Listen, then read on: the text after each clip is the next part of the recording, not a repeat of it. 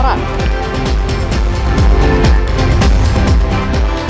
Akibat hujan lebat, jalan penghubung dua desa di Kecamatan Kayu Aro, Kabupaten Kerinci amblas sedalam 8 meter. Ditreskrimsus Polda Jambi amankan pelaku penambangan minyak ilegal di Kabupaten Sarolangun.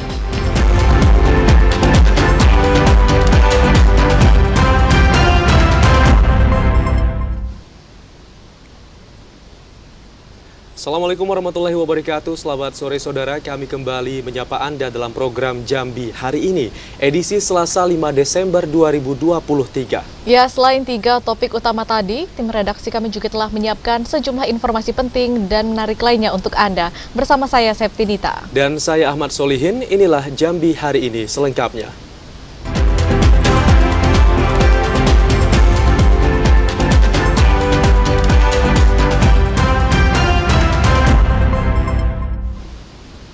Tim SAR Jambi menerjunkan personil untuk membantu evakuasi korban erupsi Gunung Merapi, Sumatera Barat.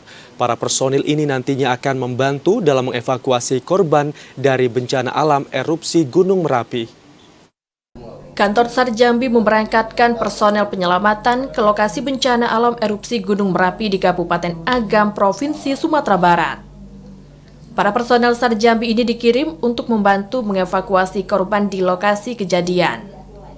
Kepala Kantor SAR Jambi, Cornelis, mengatakan, untuk membantu mengevakuasi korban, tim SAR Jambi memberangkatkan 17 personel ke lokasi kejadian. Nantinya para anggota ini akan langsung berkoordinasi dengan tim SAR Padang dalam menyelamatkan sejumlah korban.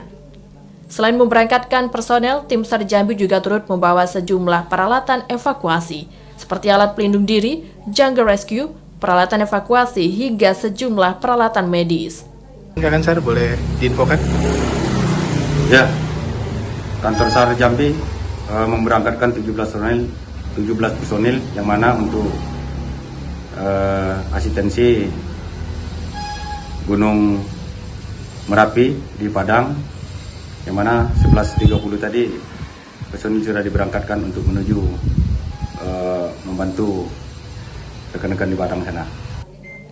Sebelumnya Gunung Merapi Kabupaten Agam, Sumatera Barat mengalami erupsi. 75 pendaki disinyalir terjebak dalam kejadian bencana alam ini.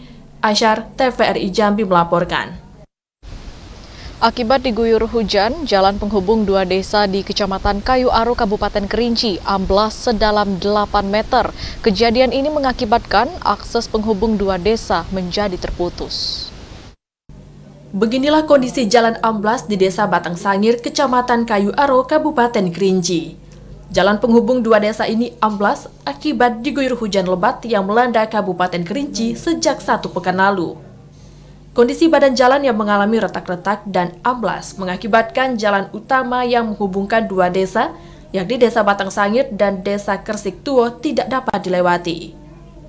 Selain membahayakan, banyaknya retakan jalan juga membuat jalur sentra perekonomian warga terganggu. Hujannya kan lebat betul itu. Jadi airnya naik gitu maksudnya? Airnya nggak naik, cuman mungkin dari bawah itu yang lemahnya itu, tanahnya itu kan ada itu, dengan renggang mungkin jadi roboh gini. Tahu-tahu tuh bawahnya tuh rebah, jatuh kan. Ya. Bunyinya sama itu ada lindu kan. Jadi orang semua sini terus siangnya itu tinggal atasnya itu dikit. Jadi sama orang-orang sama Pak Kades terus digempur. Nanti kalau takutnya ada mobil situ. Warga berharap pemerintah daerah segera memperbaiki jalan longsor agar dapat kembali dilewati. Selain telah menutup sementara jalan yang amblas, warga juga telah diimbau untuk sementara tidak melewati jalan yang amblas tersebut. Ilwan, TVRI Jambi melaporkan. Beralih ke informasi lain, setelah ditetapkan Gubernur Jambi, besaran upah minimum Kabupaten Muaro Jambi kembali naik menjadi Rp3.172.413. Pihak perusahaan diminta untuk membayar gaji karyawannya berdasarkan keputusan yang telah ditetapkan. Gubernur Jambi telah menetapkan besaran UMK Muaro Jambi pada tahun 2024. UMK Muaro Jambi mencapai Rp3.172.413 atau naik 5,75%. Besaran UMK itu naik dari usulan UMK yang diusulkan Pemkab Muara Jambi, hanya Rp3.122.413. Keputusan kenaikan UMK tahun 2024 berdasarkan pengamatan pertumbuhan ekonomi dan tingkat inflasi. Peningkatan besaran UMK itu diharapkan dapat memberantas angka kemiskinan di Muara Jambi. Permohonan rekom ke Dewan Pengupahan Provinsi Jambi dan untuk diteruskan ke Gubernur Provinsi Jambi. Dalam hal ini Gubernur Provinsi Jambi membuatkan SK untuk Kabupaten Muara Jambi berdasarkan pertumbuhan ekonomi dan tingkat inflasi. Akhirnya upah minimum Kabupaten Muara Jambi ditetapkan oleh Pak Gubernur sebesar Rp3.172.413. Besaran UMK yang telah ditetapkan berlaku mulai 1 Januari 2024. Bagi perusahaan yang membayar karyawan atau buruh di bawah ketetapan UMK akan dikenakan sanksi tegas berdasarkan ketentuan yang berlaku. Azam Afnan, TVRI Jambi melaporkan. 12 pemerintah daerah seprovinsi Jambi pada tahun 2024 mendapat kenaikan alokasi belanja transfer ke daerah mencapai Rp14,67 triliun. Alokasi belanja transfer ke daerah pada tahun 2024 itu naik menjadi Rp474 miliar. 12 pemerintah daerah seprovinsi Jambi pada tahun 2024 mendapat kenaikan alokasi belanja transfer ke daerah. Alokasi anggaran yang bersumber dari APBN itu mencapai Rp14,67 triliun. Kepala Kantor Wilayah Direktorat Jenderal Perbendaharaan Provinsi Jambi, Burhani menjelaskan, alokasi belanja transfer ke daerah pada tahun 2024 naik Rp474 miliar. Peningkatan itu berasal dari kenaikan dana bagi hasil 18,18% dari Rp1,93 triliun menjadi Rp2,28 triliun. Kenaikan pada dana alokasi umum 7,3% dari Rp7,67 triliun menjadi Rp8,23 triliun. Kenaikan signifikan terjadi pada alokasi insentif fiskal 159,6% dari Rp19,11 miliar pada 2023 menjadi Rp49,61 miliar pada tahun 2024. Sementara kenaikan terendah terjadi pada dana alokasi khusus non-fisik. Setelah resmi diserahkan kepada pemerintah daerah baik provinsi hingga kabupaten kota, pemerintah daerah diminta segera melakukan tahapan penggunaan anggaran tersebut. Pada Desember ini, pemerintah daerah dapat melakukan tender proyek yang akan dikerjakan pada 1 Januari 2024. Artinya mulai Desember ini sudah bisa dilakukan? Bahkan dari Desember sudah bisa. Ya karena November kan ditetapkannya Perpres tentang rincian APBN. Setelah itu sebenarnya sudah bisa langsung proses pelelangan. Artinya 1 Januari running? Nah, kita harapkan seperti itu ya. Kita harapkan seperti itu. Karena prosesnya sudah bisa dimulai dari sebelum tahun anggaran di awal. Untuk total yang 23 triliun ini apakah lebih meningkat daripada tahun sebelumnya? Lebih meningkat, 400 sekian miliar tadi ya. Ada peningkatan 400 lebih miliar. 400 miliar lebih lah pokoknya. Itu dalam bidang apa ya? Pertama dari daunnya sendiri meningkat ya karena ada untuk penggajian P3K ya kan. Kemudian juga dana bagi hasil juga meningkat ya, cukup tajam tuh dana bagi hasil meningkat. Karena itu tadi ada komponen-komponen baru termasuk DBH sawit itu kan komponen yang baru, dana bagi hasil yang baru. Pada tahun 2024, Provinsi Jambi mendapatkan alokasi transfer pusat mencapai Rp23,58 triliun. Anggaran itu tersebar di satuan kerja kementerian dan lembaga serta seluruh pemerintah daerah. Randy Arta, TVRI Jambi melaporkan. Jumlah rata-rata usaha pertanian perorangan turun menjadi 1,06%. Penurunan itu disebabkan karena banyaknya masyarakat yang beralih dari pertanian ke sektor perkebunan. Berdasarkan data terbaru BPS Provinsi Jambi, jumlah rata-rata usaha pertanian perorangan UTP sejak 10 tahun terakhir turun dari 1,15% menjadi 1,06%. Penurunan itu terjadi pada sektor tanaman pangan, hortikultura, peternakan, perikanan, kehutanan, dan jasa pertanian. Penurunan terjadi pada sektor tanaman pangan yang mencapai 26,53% atau 35.000 lebih usaha pertanian. Kemudian sektor hortikultura yang turun mencapai 17,38% atau 19.000 lebih.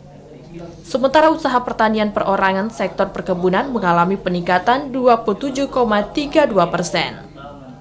Statistik Ahli Madya BPS Provinsi Jambi, Nopriansyah mengatakan, penurunan pada subsektor jumlah UTP ini disebabkan karena banyak masyarakat yang beralih dari pertanian ke perkebunan. Peralihan itu dipicu karena sektor perkebunan masih sangat menjanjikan perekonomian masyarakat, salah satunya lahan sawah menjadi lahan perkebunan sawit. Dari hasil rilis kita tadi terlihat bahwa di Provinsi Jambi jumlah rumah tangga usaha pertanian semuanya mengalami peningkatan. Tetapi jika dilihat berdasarkan subsektor, hanya subsektor perkebunan yang mengalami peningkatan. Tanaman pangan, hortikultura, peternakan, perikanan, kehutanan, dan jasa pertanian mengalami penurunan. Hal ini secara fenomena disebabkan oleh banyaknya alih fungsi lahan yang terjadi. Meski sejumlah subsektor mengalami penurunan, namun secara umum persentase usaha pertanian perorangan di Provinsi Jambi meningkat 14,15%. Sementara sektor rumah tangga usaha pertanian 24,14%. Joko TVRI Jambi melaporkan.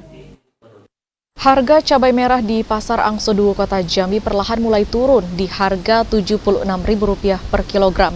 Penurunan harga cabai itu disebabkan karena jumlah pasokan cabai yang mulai masuk ke Kota Jambi. Harga cabai merah di pasar tradisional Angsoduo Kota Jambi perlahan mulai turun. Penurunan harga cabai itu disebabkan mulai masuknya pasokan cabai ke Kota Jambi. Pedagang cabai di Pasar Angsoduo Kota Jambi, Mikos, mengatakan harga cabai merah saat ini turun menjadi Rp76.000 per kilogram dari harga sebelumnya mencapai Rp90.000 per kilogram. Meski harga cabai mulai turun, namun tingkat pembelian belum normal seperti sebelumnya. Tak hanya cabai merah, penurunan harga juga terjadi pada cabai rawit hijau.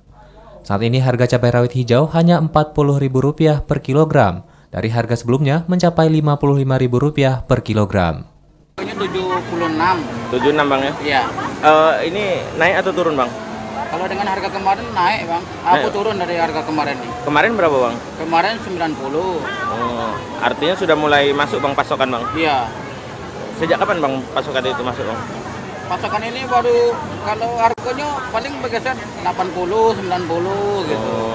Bang, mungkin kan ini kan masih tinggi Bang, mungkin harapan kita ke pemerintah apa Bang?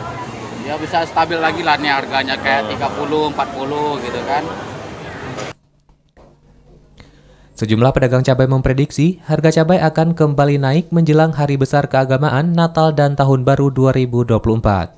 Joko, TVRI Jambi melaporkan.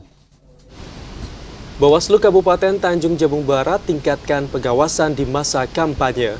Informasi selengkapnya akan kami hadirkan usai jeda. Tetaplah bersama kami di Jambi hari ini.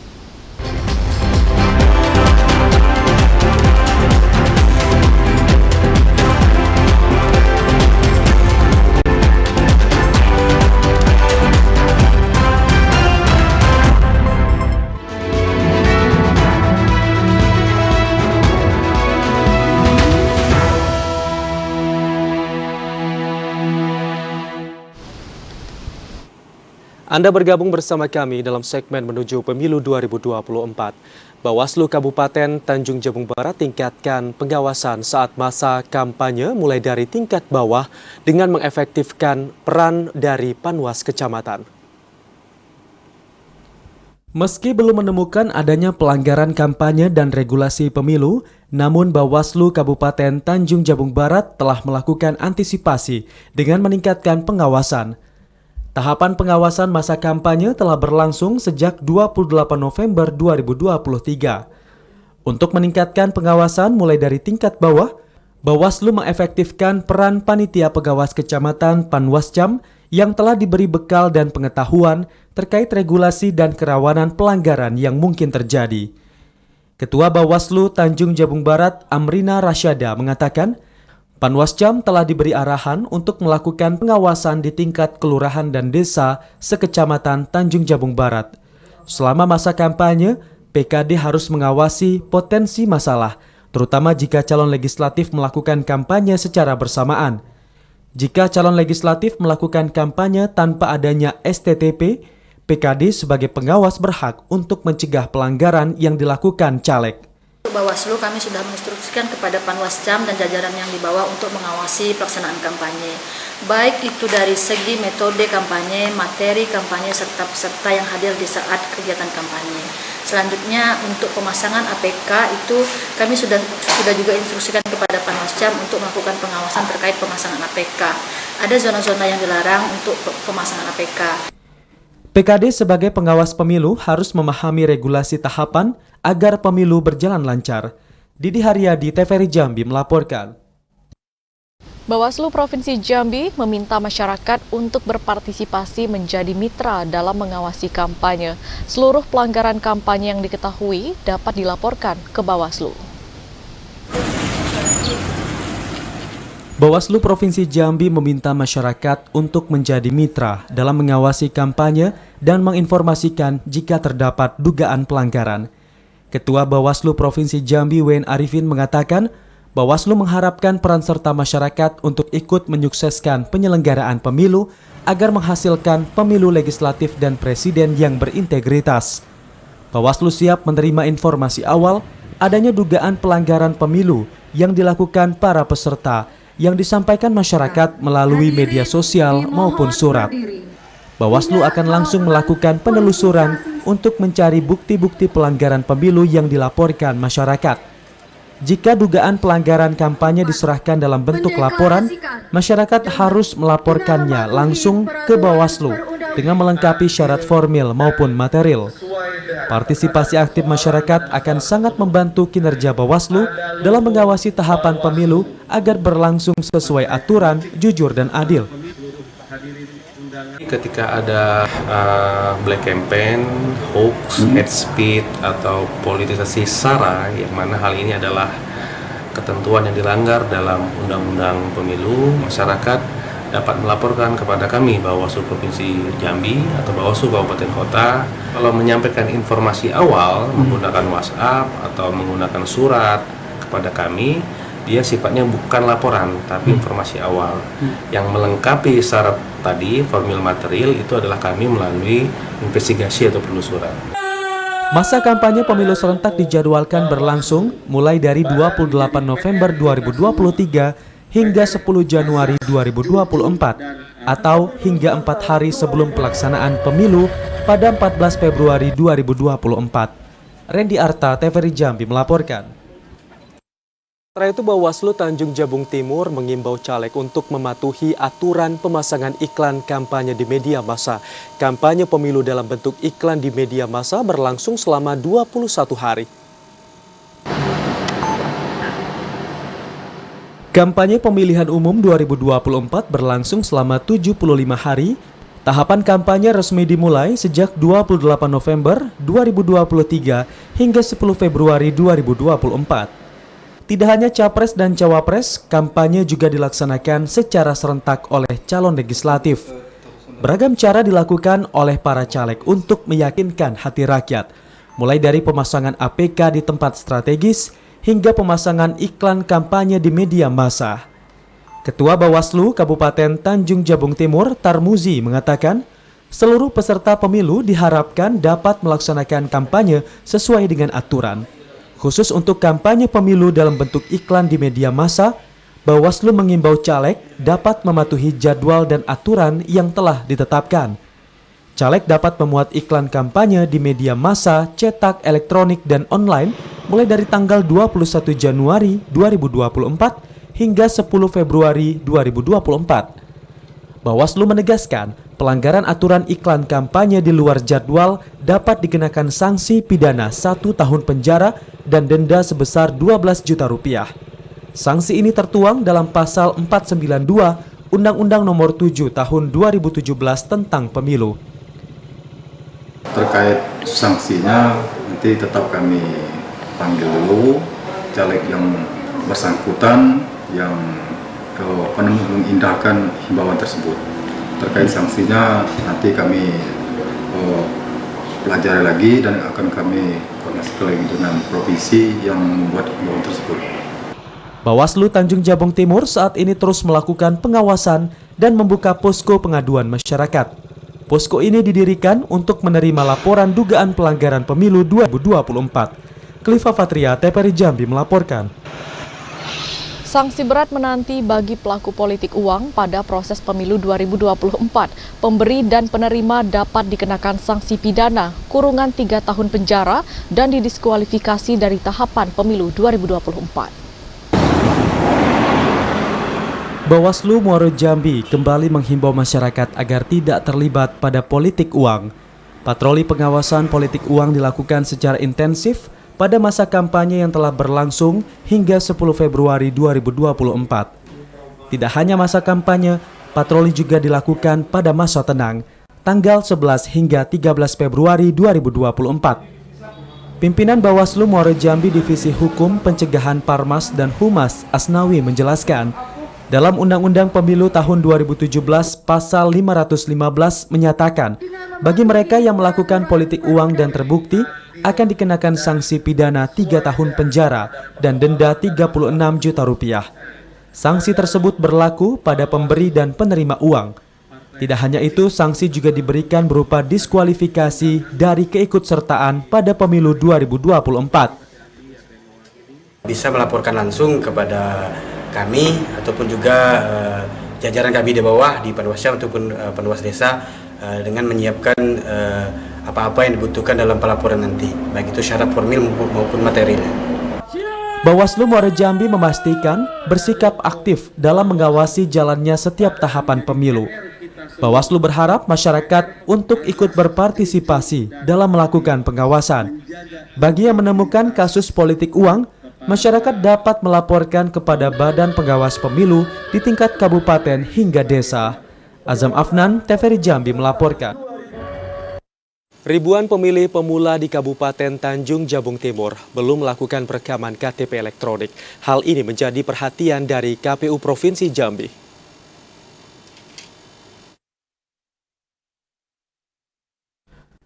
70 hari jelang hari pemungutan suara, ribuan pemilih pemula di Kabupaten Tanjung Jabung Timur masih belum merekam data KTP elektronik. Padahal rekam data ini menjadi salah satu syarat untuk memiliki KTP dan sangat penting dilakukan jelang pemilu. Tujuannya untuk memastikan agar pemilih pemula di Kabupaten Tanjung Jabung Timur bisa menyalurkan hak suaranya pada pemilu mendatang. Komisioner KPU Provinsi Jambi, Yatno, mengatakan, dari hasil supervisi tim terpadu, ditemukan 2.900 pemilih dari data awal 4.638 pemilih pemula yang belum merekam data KTP elektronik. Ribuan data ini paling banyak ditemukan dari kalangan pelajar yang akan memasuki usia 17 tahun sebelum tanggal 14 Februari 2024. Kemudian sebagian kecil dari kalangan remaja putus sekolah, termasuk ada warga yang belum melakukan perekaman data. KPU terus mendorong Dinas Dukcapil Provinsi Jambi untuk mengejar angka perekaman data dengan menjemput bola di setiap kecamatan. Kayak di Tanjung Jabung Timur, KPU dengan Disdukcapil, kemudian Lapas juga bersinergi nih, misalnya dengan Disdukcapil terkait dengan target perekaman itu sudah turun ke kecamatan-kecamatan melakukan perekaman. Kemudian dengan Lapas di Sapa juga koordinasi terkait dengan pemilih yang sudah masuk dalam DPT maupun yang posisi pindah masuk gitu. Yatno meminta PPK dan PPS untuk sigap membantu mengerahkan warga di wilayahnya untuk melakukan perekaman data KTP elektronik. Hal ini perlu dilakukan untuk mendongkrak capaian perekaman KTP elektronik. Klifa Patria, TVRI Jambi melaporkan.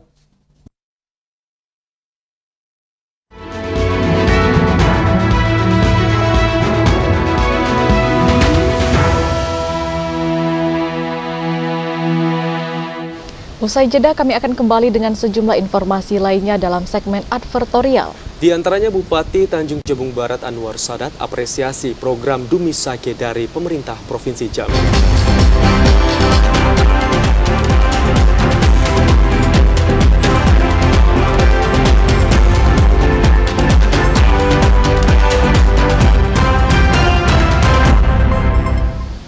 Terima kasih saudara, Anda masih bersama kami di Jambi hari ini dalam segmen advertorial. Bupati Tanjung Jabung Barat Anwar Sadat mengapresiasi program Dumisake bantuan dari pemerintah Provinsi Jambi. Program Dumisake yang diberikan untuk masyarakat Kabupaten Tanjung Jabung Barat, yakni bidang pendidikan, bedah rumah, serta bantuan peralatan pertanian dan perkebunan. Sekalian perlu kami sampaikan. Bupati Tanjung Jabung Barat Anwar Sadat mengapresiasi program 2 miliar 1 Kecamatan Dumisake yang menjadi salah satu program unggulan Gubernur Jambi Al-Haris. Bantuan yang diberikan diantaranya bidang pendidikan berupa beasiswa dan bantuan peralatan serta perlengkapan sekolah. Selain itu, bedah rumah untuk 60 unit, 20 unit bedah rumah diantaranya berlokasi di Desa Sungai Saren, Kelurahan Bram Itam, Kecamatan Bram Itam, diserahkan secara simbolis kepada Lurah Bram Itam, Kabupaten Tanjung Jabung Barat. Bupati Anwar Sadat mengatakan bantuan ini sangat membantu meringankan beban masyarakat di tengah himpitan ekonomi saat ini. Hanya dengan batang rambutan. Dan Dumisake ini juga diperuntukkan bagi Kabupaten Tanjung Jabung Barat ya, dengan program-program yang sudah dirinci, baik pendidikan, UMKM, beasiswa, kemudian ada bedah rumah, kemudian ada pemberian bibit dan sebagainya, termasuk juga pemberian beasiswa. Nah, ini adalah program Dumisake Provinsi yang memang diperuntukkan untuk Tanjung Jabung Barat, dan kami menyambut apresiasi realisasi Dumisake yang menjadi program Pak Gubernur kemarin disampaikan. Sementara itu, Gubernur Jambi Al-Haris mengatakan pemerintah Provinsi Jambi memahami permasalahan ekonomi yang dirasakan masyarakat di pesisir pantai timur Provinsi Jambi yang mengalami penurunan dengan anjloknya harga hasil pertanian dan perkebunan serta tangkapan nelayan. Saya sedang berada di lokasi bedah rumah di Tanjung Barat. Dan alhamdulillah di sini ada berapa rumah yang dibedah? Berapa jumlah semua? Semua 60 unit rumah yang kita bedah di sini. Semoga ini akan memberikan manfaat untuk warga masyarakat yang rumahnya layak untuk dibedah. Ya. Karena rumah ini ya rumahku surgaku, baiti jannati. Di rumah ini kalau rumahnya nyaman, rumahnya asri, sehat, ini tentu orang lebih enak ibadah di sini. Ya, mudah-mudahan semua ridha Allah. Ya. Gubernur Al-Haris akan terus berkomitmen untuk merealisasikan program Dumisake, salah satunya bedah rumah. Kedepan akan dilakukan kembali pendataan per kecamatan di setiap kabupaten kota seprovinsi Jambi untuk bantuan bedah rumah. Didi Haryadi, TVRI Jambi melaporkan. Pemerintah Kabupaten Tanjung Jabung Barat menyambut baik pameran nasional kontes bonsai yang diselenggarakan di alun-alun kota Kuala Tungkal. Selain sebagai ajang hobi, kontes bonsai ini juga mampu dijadikan sebagai penarik pariwisata, terutama dalam meningkatkan ekonomi kreatif. Pameran nasional kontes bonsai yang digelar di alun-alun kota Kuala Tungkal telah berakhir pada Sabtu kemarin. Sekda Tanjung Jabung Barat Agus Sanusi mengatakan pameran kontes bonsai hendaknya dilaksanakan secara berkala. Selain sebagai ajang hobi dan seni, merawat bonsai juga dapat menjadi ajang menarik minat pariwisata, terutama dalam meningkatkan ekonomi kreatif. Dari laporan dari Ketua Komisi yang buka panitia tadi, untuk tingkat nasional yang pertama, kalau kami sudah pernah mengadakan harapannya tadi sesuai yang disampaikan oleh Ketua PPI dapat support yang akan datang dan menjadi ajang pariwisata. Wakil Ketua Perkumpulan Penggemar Bonsai Indonesia Tanjung Jabung Barat Al-Faizal Chaniago mengatakan, pameran nasional kontes bonsai tak hanya dijadikan sebagai ajang silaturahmi bertukar pikiran, namun juga sebagai ajang berbagi pengalaman bagi para pecinta bonsai. Pameran nasional kontes bonsai diikuti dari sejumlah daerah seperti dari Lubuk Linggau, Provinsi Sumatera Selatan. Kegiatan ini kita bekerja sama dengan pemerintah Kabupaten Tanjung Jabung Barat. Kami dari perkumpulan pengamat bonsai Desa Cabang Tanjung Jabung Barat yang anggotanya terdiri dari beberapa kecamatan yang ada di Tanjung Jabung Barat, kurang lebih yang aktif 40 orang.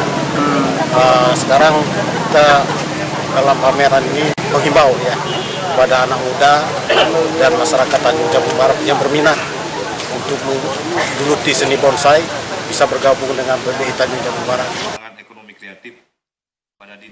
Salah satu penggemar bonsai, Ferry Agustia, mengatakan dirinya rela datang dari Lubuk Linggau untuk mengikuti pameran kontes bonsai di kota Kuala Tungkal. Suka duka telah dilalui Ferry dalam merawat bonsai jenis serut Jawa yang telah berusia 17 tahun. Kebetulan di sini kita dapat di di Madia, sama di Besinso. Kalau Besinso Madia itu kan dari seluruh kelas Madia kan, ini yang dari 10 kan terbaik. Kalau Besinso itu berarti terbaik semua. Setiap bonsai yang dipamerkan menceritakan cerita unik dari pemilik bonsai. Bagaimana merawat dan membentuk bonsai selama bertahun-tahun. Didi Haryadi, TVRI Jambi melaporkan. Saudara, sejumlah informasi menarik lainnya masih akan kami hadirkan usai pariwara berikut ini. Di antaranya diduga korsleting listrik, 1 unit rumah mantan Kades di Kabupaten Kerinci ludes terbakar.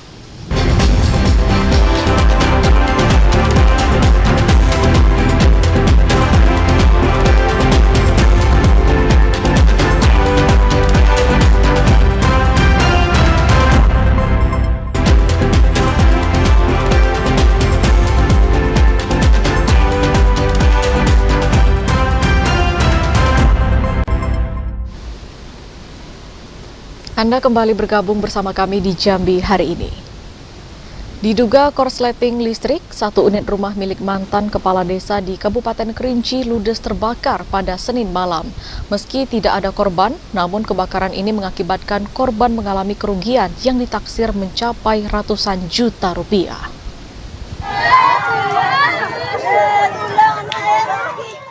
Satu unit rumah permanen milik Muhtar yang dihuni oleh anaknya warga desa Pondok Sungai Abu, Kecamatan Air Hangat Timur, Kabupaten Kerinci, terbakar pada Senin malam sekitar pukul 20.30 waktu Indonesia Barat. Banyaknya material bangunan yang mudah terbakar, membuat api dengan cepat menghanguskan bangunan rumah. Selain menghanguskan rumah milik mantan kepala desa ini, sejumlah surat berharga ikut terbakar dan tidak berhasil diselamatkan. Petugas pemadam kebakaran Kabupaten Kerinci yang tiba di lokasi langsung berusaha memadamkan api agar tidak semakin membesar dan merambat ke rumah lainnya. Berdasarkan informasi yang kami dapat dari masyarakat menghubungi pos damkar setempat, yaitu pos damkar Sungai Abu, itu kejadian sekitar jam 8.30. Itu ada kejadian kebakaran di desa Pondok Sungai Abu. Jadi armada setempat kami turunkan dulu untuk membantu memadamkan tindakan awalnya. Jadi dalam proses pemadaman ini kami menurunkan 5 armada. Pemilik rumahnya adalah atas nama Pak Muhtar yang dihuni oleh keluarganya 3 jiwa. Untuk penyebab kebakarannya kita belum bisa memastikan, masih dalam proses penyidikan pihak berwajib. Api berhasil dipadamkan 30 menit kemudian setelah 5 unit armada pemadam kebakaran dan 50 personil dikerahkan untuk memadamkan api. Di mana korban masih trauma dan masih dibawa ke rumah keluarganya. Oh, berarti untuk pemilik rumah kita ungsikan ke rumah keluarga? Ya, sudah diungsikan ke rumah keluarga. Ada korban jiwa? Kalau korban jiwa tidak, karena yang pemilik rumah itu masih trauma saja. Meski tidak ada korban jiwa dalam peristiwa kebakaran ini, namun kerugian ditaksir mencapai ratusan juta rupiah. Pihak kepolisian sektor Erhanga Timur masih menyelidiki penyebab pasti kebakaran. Ilwan, TVRI Jambi melaporkan. 4 pelaku penambangan minyak ilegal dibekuk polisi.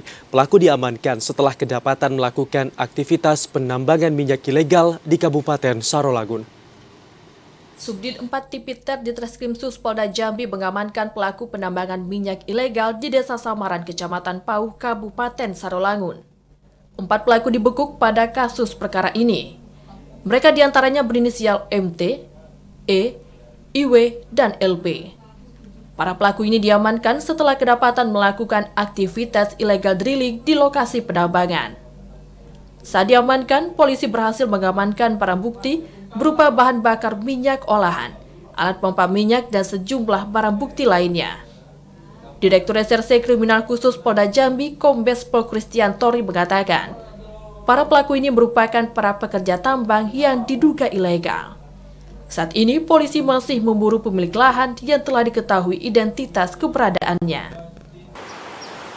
Modus operandi dari kegiatan mereka ini, bahwa mereka menerima minyak mentah yang diduga berasal dari kegiatan pengeboran minyak secara ilegal, kemudian dibawa di lokasi tempat pemurnian ini, atau refinery ini, atau tempat memasak ini. Kemudian dari kegiatan pemurnian ini atau memasak ini, minyak-minyak mentah tersebut akan menghasilkan beberapa turunan.